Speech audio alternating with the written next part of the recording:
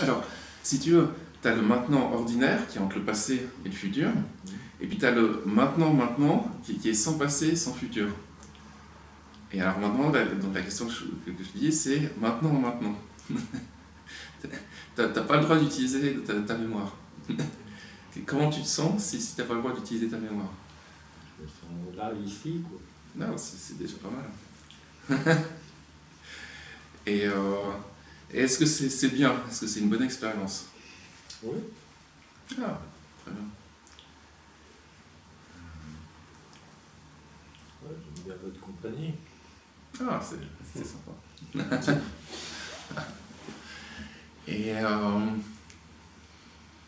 Et là, comme ça, sans trop réfléchir, tu dirais qu'on est à quelle distance l'un de l'autre? 2 mètres. 2 mètres. D'accord. Et ces 2 mètres, ils sont précisément entre quelle partie de ton corps et quelle partie de mon corps? Une forme de gravité. Ah ouais, ah oui, c'est pas mal. Ah, intéressant. Dans le nombril. Un nombril, ah ouais. Ah oui, c'est intéressant ça, parce que des fois on peut percevoir notre centre, là où on existe, par exemple dans la tête. Beaucoup de gens, ils se perçoivent ici. Sur le monde où est moi, où est ton moi, il est là. Des fois ça va être au niveau du cœur, les gens vont le mettre au niveau du cœur. Au niveau du ventre, c'est pas mal, parce qu'effectivement, c'est un endroit assez intéressant. Mais alors, si on creuse un peu, est-ce que ça veut dire que tu existes à cet endroit-là? Si tu regardes. Oui. C'est-à-dire que ta conscience, qui perçoit ce qui se passe maintenant, elle est dans ton ventre. Ouais, un peu, ouais. Mais est-ce qu'elle n'est pas aussi un peu dans la tête? Si. Ah, voilà. Mais est-ce que tu as 2 consciences? Une dans la tête et une dans le ventre. Bon, ça bascule de l'une à l'autre. Ah, ça bascule de l'une à l'autre. Ah ouais, pas mal. Ouais, intéressant. Est-ce qu'elles ont des formes? Si on regarde l'une ou l'autre, je sais pas, celle qui est dans la tête, par exemple, est-ce qu'elle a une forme? Est-ce qu'elle est ronde? Ou est-ce qu'elle a plutôt, je sais pas, est-ce qu'elle a exactement la forme de la tête? Cette conscience dans la tête? C'est plutôt ronde. Plutôt ronde.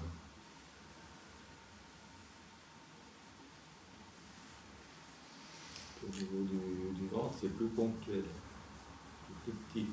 Ah, c'est plus petit. Ah, ouais. Et au niveau du cœur, il n'y a rien de spécial? Rien à signaler? Bon, RAS. Rien à signaler pour le cœur. Et ouais, intéressant. Et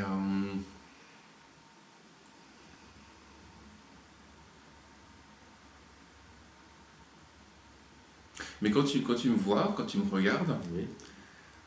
cette vision, elle apparaît où? Elle apparaît dans la conscience qui est dans la tête? Oui.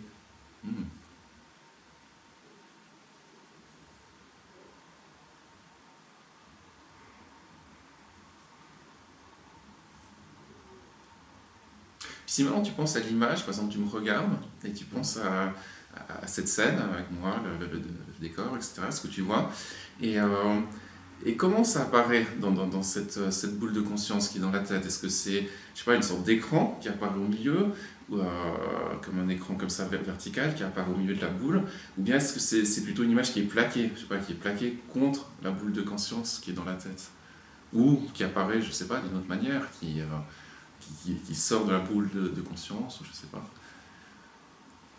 Ouais, ça sort de la boule.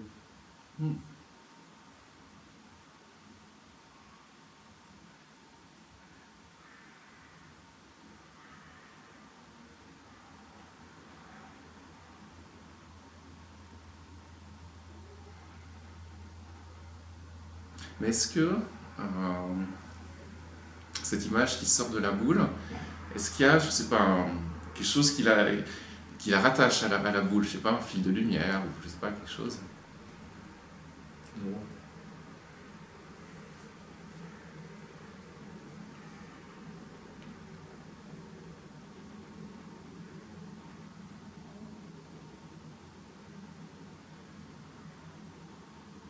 Et est-ce que tu as l'impression que cette image, euh, qu'elle existe indépendamment de la conscience ou pas indépendamment de cette boule de conscience? Je ne vois pas indépendamment. Hmm. Hmm.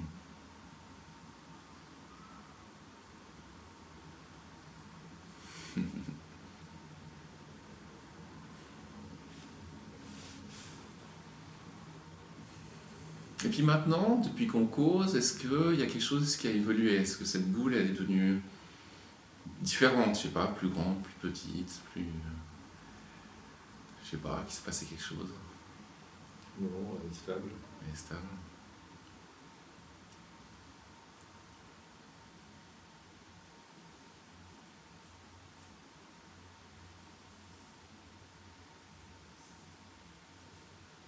Et si l'image que tu vois maintenant, la situation maintenant, qui est dans cette boule de conscience, est-ce que tu as l'impression qu'il y a quelque chose d'autre qui existe que ça? Je sais pas, est-ce qu'il y aurait quelque chose à l'extérieur de cette boule de conscience? Il y a l'image, il y a la situation, il y a la boule de conscience, et puis est-ce qu'il y a un truc autre que ça? Non, il n'y a rien d'autre. Il n'y a rien d'autre.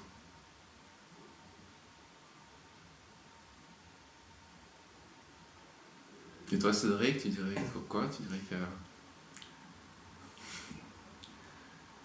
quelque chose d'autre? Il y a quelque chose d'autre.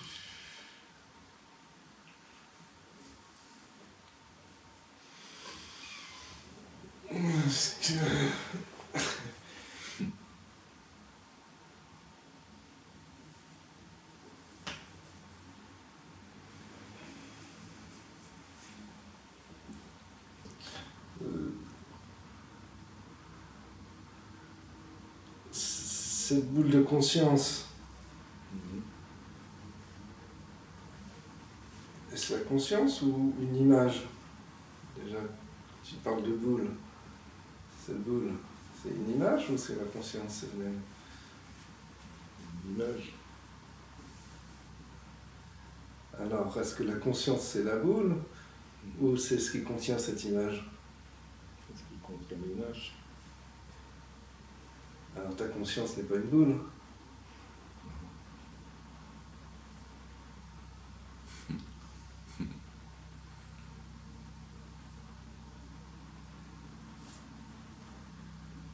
Ah oui, t'as raison.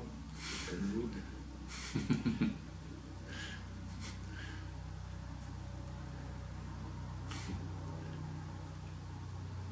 Mais au centre de la conscience, il y a l'image de la boule, on pourrait dire.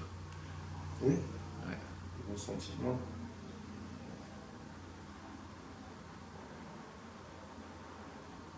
Et que la conscience, c'est ce qui perçoit cette boule. Voilà. Et si elle la perçoit, elle n'est pas la boule. Elle l'imagine. Elle l'imagine.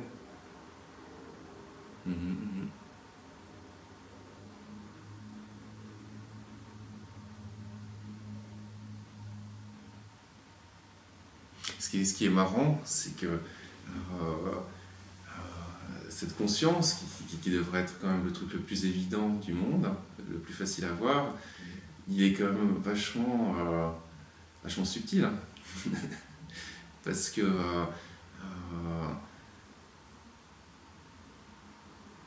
alors il y a des grands, par exemple des grands maîtres bouddhistes, tu vois, qui ont réfléchi beaucoup à cette question de la conscience. Et puis à force d'y réfléchir, ils ont complètement éveillé leur esprit, mais même en éveillant complètement leur esprit, ils ont clairement vu que la conscience, elle reste, comment dire, très subtile, dans le sens qu'elle n'a pas, par exemple, si tu lui cherches une forme, tu ne peux pas trouver une forme à la conscience, quoi, parce que toutes les formes que tu vas imaginer, tout ce que tu peux dire, ça va apparaître dans la conscience. Et si tu commences à poser des questions du genre, je sais pas, est-ce qu'il peut y avoir quelque chose à l'extérieur de la conscience, déjà la question ne peut pas se poser, parce que tu ne peux pas trouver une frontière à la conscience. Si tu cherches une frontière à la conscience, tu trouves rien, tu es d'accord? C'est pas du tout...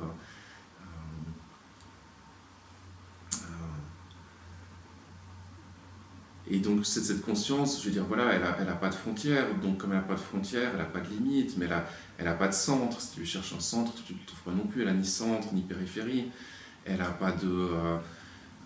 elle a évidemment pas de taille, pas de poids, elle est pas... elle n'a pas de couleur, elle n'a pas de température, elle n'a pas de densité, elle n'a pas de... tu peux rien saisir de cette conscience. Et pourtant, bah, c'est évident que c'est là-dedans qu'on vit. On ne vit pas en dehors de la conscience.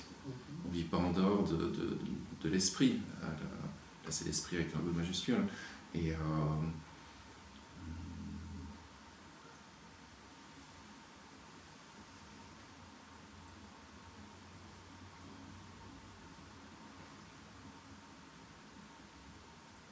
je pense qu'on peut la ressentir sous forme d'espace.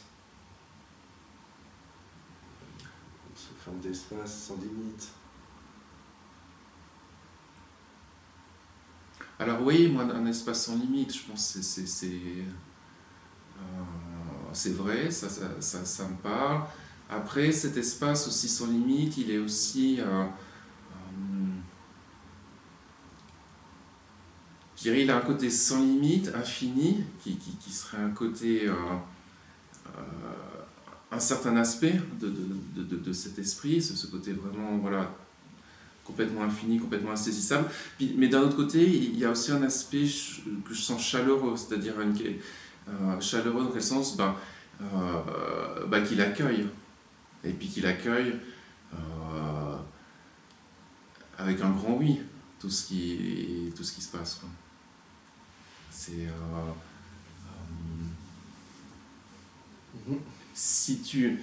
Ce que j'essaye de dire, c'est que tu peux, comment dire, être quelqu'un et puis prendre conscience de cet espace, et puis c'est déjà pas rien, parce que je veux dire, quand tu es quelqu'un et que tu prends conscience de cette conscience qui nous dépasse, déjà là tu deviens un mystique au sens pur, quoi.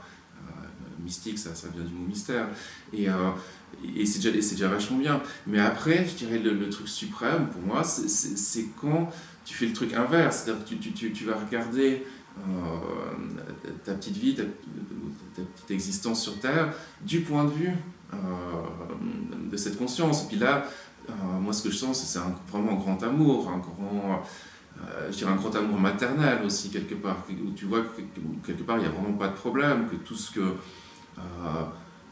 tu as vécu, c'est vraiment complètement accueilli, que toutes les pensées que tu as eues, même si c'était des pensées doutes, des pensées grognonnes, des pensées de désenchantement, que cet espace, il accueille avec je dirais avec une facilité infinie et puis une bienveillance infinie, tout ce qui émerge, tout ce qui se passe, quoi. Et là, enfin, je pense que quand on voit ça, c'est la fin de toutes les quêtes, quoi. C'est la fin c'est vraiment la fin du désir et de la peur, quoi. Parce que quand tu vois que cet espace il nous accueille et puis il nous aime, et puis que quoi qu'on dise, quoi qu'on fasse, quoi qu'on pense, qu'on fasse des choses bien ou qu'on fasse des bêtises, peu importe, je veux dire, c'est toujours là, c'est toujours présent, c'est toujours total. Tu vas avoir peur de quoi? Il n'y a plus d'objet, et puis tu veux désirer quoi? Derrière un désir, il y a toujours un manque. Là, dans cet amour total, il n'y a pas de place pour aucun manque, pour rien, quoi. Les cloches sonnent, c'est comme pour être un signe.